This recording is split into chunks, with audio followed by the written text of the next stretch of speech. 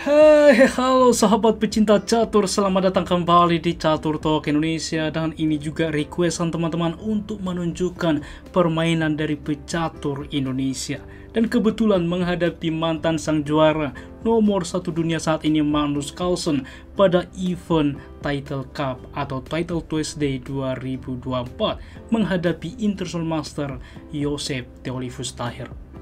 Bagaimana permainannya, langsung saja kita simak teman-teman. Magnus Carlsen lagi-lagi membuat pembukaan uniknya. Ia memulai langkah dengan pion ke-4 dinamakan dengan Kadas Opening. Biasanya juga mainland, hitam juga akan mengetek atau merespon dengan sentral seperti pion ke D5. Tetapi pada kesempatan ini tidak mau kalah teman-teman. Joseph Theophilus Tahir juga membalas dengan H5. Ia mengikuti Magnus Carlsen.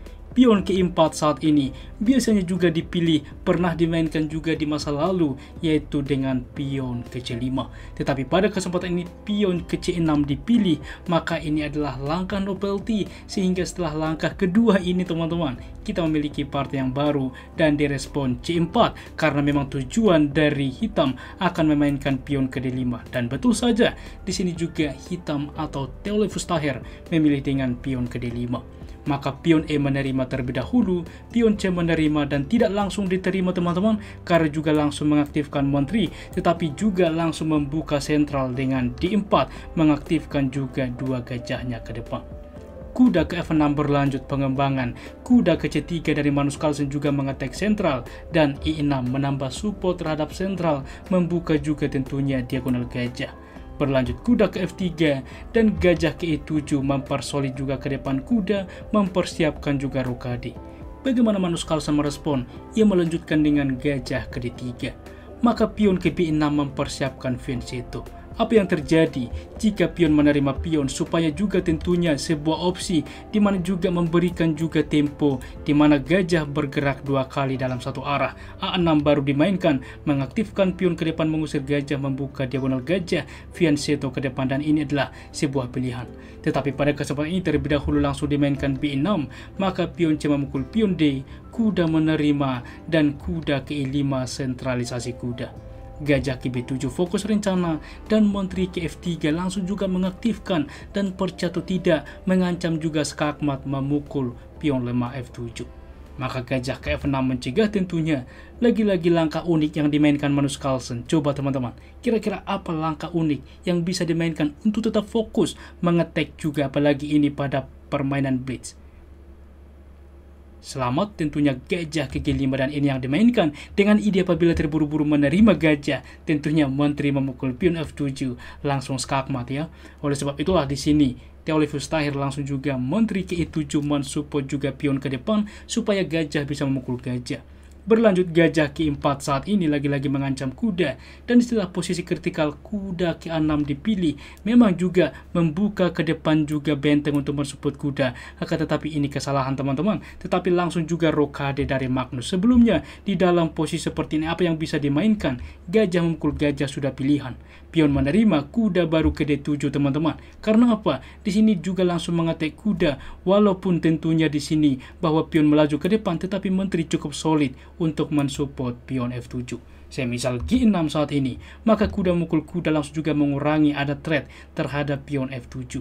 Pertukaran di sini yang jadi pertanyaan teman-teman, apakah rokade sayap raja atau rokade sayap menteri? Tentunya rokade sayap menteri ya. Karena apa? Pion memukul pion. Di sini memang ada ancaman ke depan, file C terlebih dahulu menghindar. Apapun opsi yang dimainkan oleh putih, barulah benteng untuk mengancam pion, dan ini sebanding. Apabila ada yang memilih tentunya rokade sayap raja, tentu fatal, karena kita lihat benteng sudah dibuka, menteri memukul pion ini, ancaman skakmat tak bisa dicegah.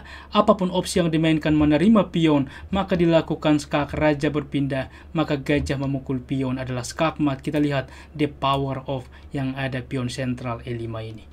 Oleh sebab itulah teman-teman, kita kembali di dalam posisi ini dimainkan juga, yaitu kuda ke-6. Maka tentunya dengan senang hati rokade terlebih dahulu, walaupun memukul kuda juga sebuah pilihan, tetapi dimainkan terlebih dahulu rokade. Langkah kuda mempersolid juga opsi, tetapi fokus rencana juga dari Tahir memilih benteng juga mensupport kuda. Dan disinilah sebuah opsi yang menarik. Kuda langsung memukul kuda, gajah menerima, gajah mukul gajah, dan benteng menerima. Apa yang terjadi bang jika misalkan pion menerima gajah? Yang terjadi kuda juga akan aktif teman-teman, memforking dan juga membuka file A. Oke, menteri berpindah tidak langsung memukul benteng, tetapi benteng justru melakukan skak. Raja berpindah, gajah justru memukul gajah. Kita lihat, apabila di sini menteri menerima kuda, jelas benteng juga tumbang. Diterima gajah, menteri justru terlebih dahulu menerima karena ancaman skakmat juga, memukul juga di sini benteng H8. Benteng menghindar, kuda simpel memukul juga benteng, jelas. Di sini posisi dari Magnus Carlsen menang telak. Sangat-sangat menarik teman-teman. Dan kita kembali ke posisi aslinya. Di dalam posisi seperti ini, tentunya dipilih benteng juga menerima gajah, maka tetap juga benteng terlebih dahulu ke C1. Tidak langsung kuda, tetapi benteng terlebih dahulu untuk juga selain ancaman skak, juga tentunya di sini mensupport kuda ke depan. Oke, maka rokade berlanjut kuda baru ke C6 mengancam juga menteri. Menteri menghindar ke D6, maka gajah juga memukul gajah. Kita lihat bagaimana serangan dari menteri walaupun melangkahkan menteri di awal permainan dan tidak mengikuti prinsip catur, tetapi inilah pentingnya teman-teman, apalagi ini dimanfaatkan dalam tekan waktu. Kita lihat Magnus Carlsen masih ada 1,5 menit, sedangkan hitam Taher sisa 9 detik. Pertukaran tentunya menteri menerima dan ancaman terhadap kuda ke depan sehingga raja menghindar. Apabila disepelekan semisal benteng ke F5 mengancam menteri misalkan, masalahnya tetap akan melakukan skak. Raja menghindar, kuda memukul benteng, ancaman skakmat. Oke, wajib pion menerima, membuka menteri, mengancam menteri. Sangat unggul bagi putih. Dan kita kembali teman-teman di dalam posisi seperti ini, raja menghindar ke H7, tetap juga kuda ke E5 teman-teman. Oke, di sini wajib diterima tentunya unggul kualitas juga. Benteng masih dicoba menerima pion, maka kuda tetap memukul pion mengancam menteri. Menteri ke F4, kuda juga melakukan skak ke G5. Raja berpindah ke G8 dan sangat simpel teman-teman. Anda pos play ini apa langkah eksekusi 2 langkah skakmat dari posisi seperti ini. Bagaimana teman-teman? Tentunya langkah timeline jika Anda temukan dan juga jika Anda perhatikan menteri ke G6 skak. Di sini menyerah karena apa?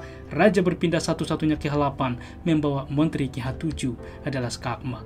Luar biasa teman-teman, tetapi juga apresiasi bagaimana pecatur Indonesia bertemu dengan nomor 1 dunia Magnus Carlsen.